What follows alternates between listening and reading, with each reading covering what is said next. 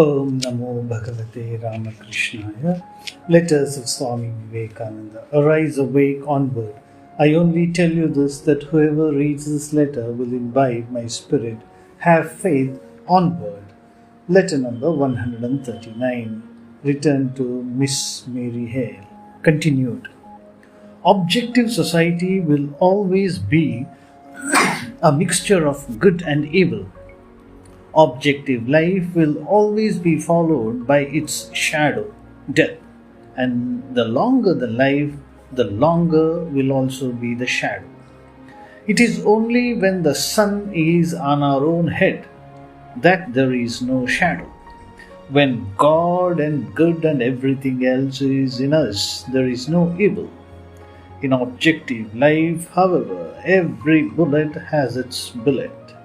Evil goes with every good as its shadow. Every improvement is coupled with an equal degradation. The reason being that good and evil are not two things but one, the difference being only in manifestation, one of degree, not kind. Our very lives depend upon the death of others. Plants or animals are bacilli. The other great mistake we often make is that good is taken as an ever increasing item, while evil is a fixed quantity. From this it is argued that evil being diminished every day. There will come a time when good alone will remain. The fallacy lies in the assumption of a false premise. If good is increasing, so is evil. My desires have been much more than the desires of the masses among my race. My joys have been much greater than theirs, but my miseries 1,000,000 times more intense. The same constitution that makes you feel the least touch of good makes you feel the least of evil too. The same nerves that carry sensations of pleasure carry the sensations of pain too, and the same mind feels both.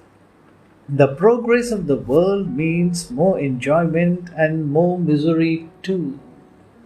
This mixture of life and death, good and evil, knowledge and ignorance, is what is called Maya, or the universal phenomenon. You may go on for eternity inside this net, seeking for happiness. You find much and much evil too. To have good and no evil is childish nonsense.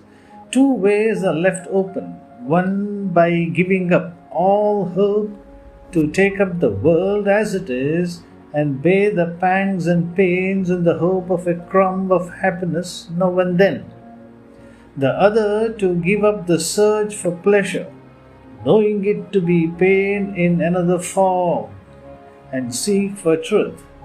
And those that dare try for truth succeed in finding the truth as ever present in themselves. Then we also discover how the same truth is manifesting itself both in our relative error and knowledge. We find also that the same truth is bliss, which again is manifesting itself as good and evil, and with it also we find real existence. And with it also we find real existence, which is manifesting itself as both death and life. Thus we realize that all these phenomena are but the reflections, bifurcated or manifolded, of the one existence, truth, bliss, unity, my real self and the reality of everything else. Then and then only is it possible to do good without evil.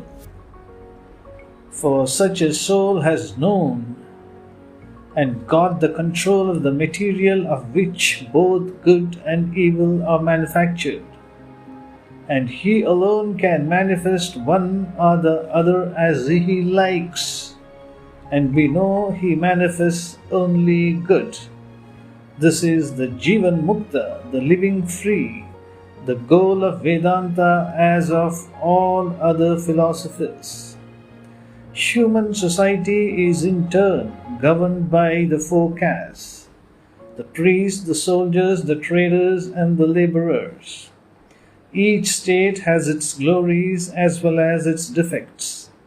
When the priest, Brahmin, rules, there is a tremendous exclusiveness on hereditary grounds. The persons of the priests and their descendants are hemmed in with all sorts of safeguards. None but they have any knowledge. None but they have the right to impart that knowledge. Its glory is that at this period is laid the foundation of sciences. Its glory is that at this period is laid the foundation of sciences. The priests cultivate the mind, for through the mind they govern.